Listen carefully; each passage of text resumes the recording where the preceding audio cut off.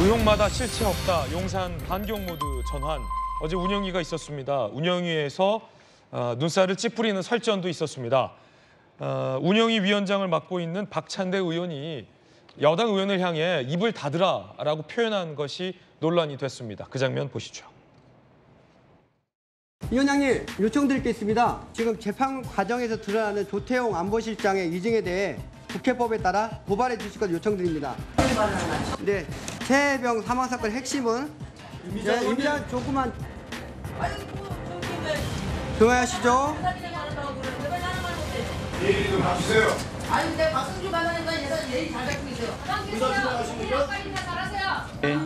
윤종근 의원님, 지금부터 질의 중에 끼어들지 마십시오. 끼어들지 마세요. 국민들이 보고 있습니다. 진행을 원활하게 해주십시오. 배현진 의원님 입 닫으시면 바로 진행할 수 있습니다. 네. 입 닫으라고 했습니다. 앉으시고요. 자, 앉으세요. 조용히 하십시오.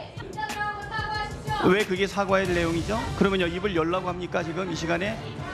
조용해 주세요. 예, 입 닫으라는 표현에 기분이 많이 언짢으셨다면 유감을 표현합니다. 배현진 의원님, 좀 품격 있는 운영위원회 회의가 진행될 수 있도록 저도 좀 더 노력을 하겠습니다. 자, 이제 박찬대 운영위 상임위원장이 이제 입을 닫으면 원활하게 진행될 수 있다라고 표현한 부분, 중간에 생략이 됐지만 입을 닫으라는 표현을 왜 사과해야 하는 거냐라며 박찬대 의원은 맞섰고 배현진 의원은 입 닫으라고 하는 것에 대해서 사과하라라고 거듭 요구하면서 설전이 한동안 이어지기도 했습니다. 입을 닫아라. 입을 닫아라. 삼선의 이양수 의원님, 사과하라라고 하자 박찬대 의원은 그럼 입을 열라고 하냐라고 발언하는 것도 좀 설전거리였는데 어떻게 보십니까? 입 닫아라. 원래 이제 위원장의 책무가 네. 그 회의를 원활하게 진행할 수 있는 어떤 질서를 유지하고 각 의원들의 이야기들이 좀 골고루 잘 반영될 수 있도록 그렇게 운영할 의무와 책무와 권한이 있는 건데 박찬대 원내대표가 이제 운영위원장을 지금 맡았잖아요. 원래 여당이 운영위원장을 항상 맡는 관례를 깨고 민주당에서 좀 강제로 독단적으로 좀 가져갔는데 가져가서 운영을 잘하면 모르겠는데 지금 잘 못하는 것 같아요. 왜냐하면 박찬대 원내대표가 협상 과정뿐만 아니라 지금 운영위원회에서도 야당의 입장에서 약간 중립적인 입장이 아니고 야당의 입장에서 그것도 강경한 입장에서 강공 모드로 위원장이 먼저 나서서 저렇게 하니까 당연히 뭐 여당 의원들은 반발을 할 수밖에 없고요. 특히나 저렇게 인신 공격 또는 인격에 모독이 되는 그런 단어는 위원장은 절대 써서는 안 됩니다. 네. 이게 첫 번째는 이제 그 국민의 대표인 위원 한 분 한 분의 그 인격을 모독해서는 안 되는 것이고, 둘째는 그런 단어나 그런 행동을 하게 되면 위원들이 가만 안 있거든요. 바로 반발을 하게 됩니다. 네. 그러다 보면 회의가 파행이 되고 저렇게 지연이 되고 원래 회의를 진지하게 해야 되는데 다른 곳으로 흘러버리거든요. 박찬재 위원장이 좀 회의 진행을 좀 더 중립적인 입장에서 국민들이 다 보고 계시니까 원활하게 해야 될 것 같고, 아무래도 운영위원회의 운영에 관한 어떤 깊은 이해가 없으신 것 같아요. 박찬대 위원장이 위원장이 무엇을 해야 되는 것인지, 그리고 운영위원회가 좀 어떤 역할을 해야 되는지 이걸 좀 진지하게 이해하고 성찰하는 게 좀 필요할 것 같아요. 강한 도직군데 운영위원장이 운영이 진행에 대해서 깊은 성찰이 없는 것 같다. 왜냐하면 이제 운영위원회는 기본적으로 양당의 원내 지도부가 있는 회의입니다. 원내 대표와 원내 부대표들 그리고 원내 수석들이 다 있는 그런 곳이고, 요번에는 사실 재선 3선들까지 양당에 지금 포진되어 있고 추미애 의원까지 지금 가 있어요. 예. 운영위원회 운영이 다른 모든 상임위에 영향을 미칩니다. 왜냐하면 원내 대표와 원내 수석과 원내 부대표들이 앉아서 회의를 하는 거기 때문에 이 회의가 어떻게 되느냐, 맨날 싸우고 이렇게 되느냐 아니면은 진지하게 토론되느냐가 바로 다른 상임위의 영향에 그대로 영향을 미칩니다.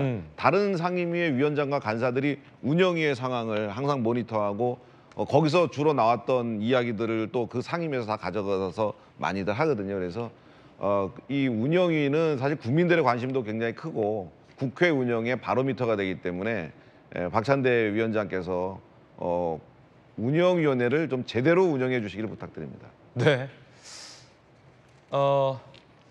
박찬대 운영위원장이 운영위에 대해서 잘 모르는 것 같다라는 비판이셨는데 어떻게 들으셨습니까?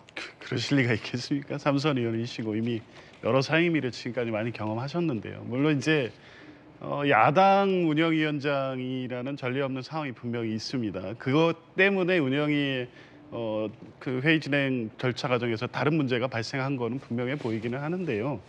근데 어제 보면 뭐 입다드라 이 표현 자체는 부적절했던 것 같습니다. 네. 뭐 박찬대 위원장도 그래서 뭐 유감 표시하고 사과 입장을 받아들이긴 했는데 그 전 과정을 보면 국민의힘 의원들께서 작정하고 운영위를 파행시키려고 작정하고 들어오신 게 아닌가 이런 생각이 들었어요. 그러니까 조금 전에도 발언할 때도 사실은 의사 진행과 관련해서 좀 이 적절하지 않은 야당 의원의 발언이라고 하면 문제 제기는 할 수 있고 또 의사진행 발언 요청을 통해서 이걸 바로잡으려고 하는 요구를 예. 위원장이 할 수는 있죠. 그런데 어제 보면 건건이 그 여당이나 대통령에게 불리한 이슈가 제기될 때마다 계속 발언에 개입하시더라고요.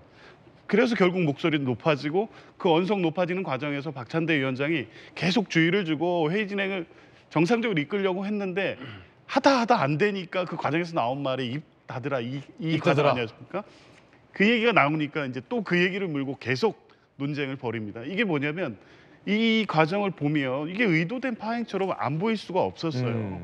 그러니까 위원장의 회의 진행 문제가 아니라 어제 오신 뭐 국민의힘 의원들이 좀 과하게 예. 야당 운영위원장에게 이번에 이 첫 회의니까 확실하게 길을 잡겠다 이런 의도로 들어오신 부분도 분명히 있고 또 한편에서 보면 대통령실에서 대부분 비서실장부터 출석을 하셨는데 모든 지금까지 문제 제기된 사안에 대해서 이미 모순된 발언이라든가 위증의 확실한 뭐 이 여러 가지 정황들이 나타났음에도 불구하고 전부 부인하고 아무 일 없었던 것처럼 회의에 임했습니다. 그러니까 어제 전체적 상황을 보면 대통령실도 그렇고 여당 측도 그렇고 운영위 자체에서 뭔가 드러나는 것을 막기 위해서 예. 회의 진행을 굉장히 의도적으로 저런 상황을 만들려고 했다는 의심을 지을 수밖에 없기 때문에 박찬대 위원장의 진행상에서 몇몇 발언의 문제만을 가지고 운영위원회 전체 진행에 문제가 있었다 이렇게 보기는 어려운 상황이었습니다.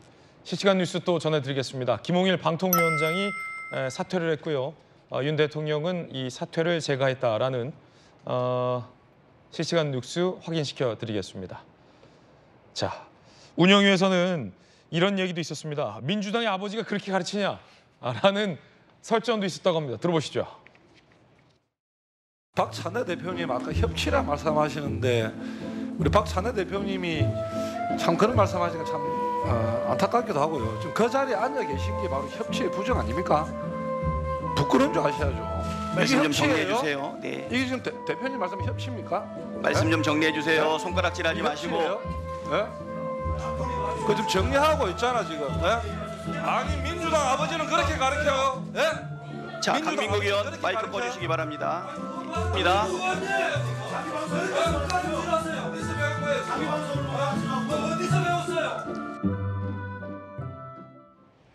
자, 이제 뭐 어제는 이 기싸움 성격도 분명히 짙어 보입니다.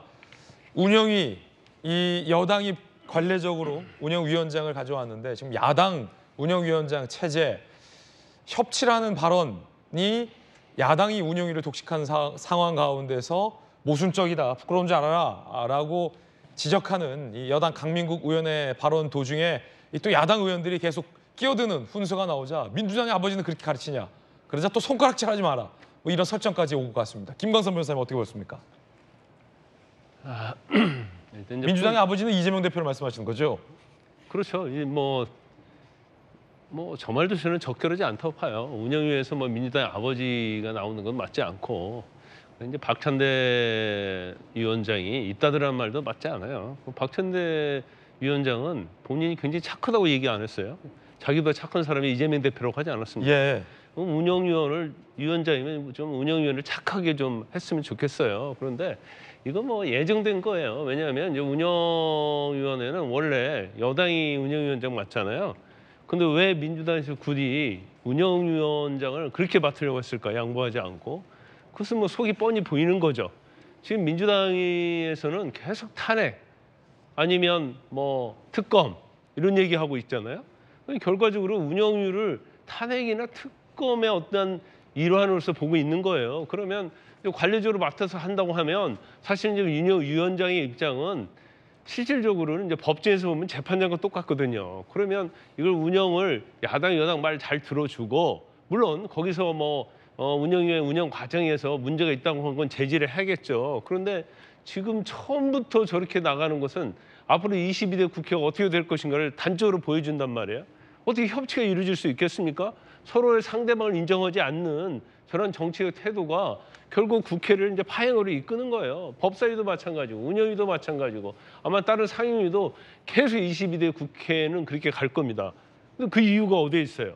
모든 것을 정쟁으로 보는 데 이유가 있는 거고 그다음에 대통령이랄지 아니면 정부가 하는 일이 마치 이재명 대표의 어떤 범죄를 갖다가 계속적으로 공격하는 이제 그런 걸로 받아들이는 거예요. 그러니까 한쪽은 방탄을 하려는 거고 또 한쪽은 뭐 그런 거와 관련해서 또 공격을 하려고 하다 보니까 서로를 어떻게 보면 정치의 파트너로 인정하지 않는 거거든요. 그러면 사실 이제 대선까지도 뭐 한 3년 남았잖아요. 그다음에 국회의원 선거도 오래 많이 남아 있단 말이에요. 그러면 계속적으로 이렇게 파행적으로 갈 것인지 어떻든 간에 뭐 이재명 대표도 방탄도 중요하지만 결단을 내려서 서로 협치하는 모습을 보이고 민생 이 얘기만 하지 말고 상임위원회에서 제일 중요한 게 민생에 대해서 법안을 만드는 게 제일 중요한 거 아닙니까? 알겠습니다. 그러면 서로 협치해야죠. 네, 민주당의 아버지와 입 닫아라라는 얘기까지 오고 갔던 운영위 모습 보고 계십니다.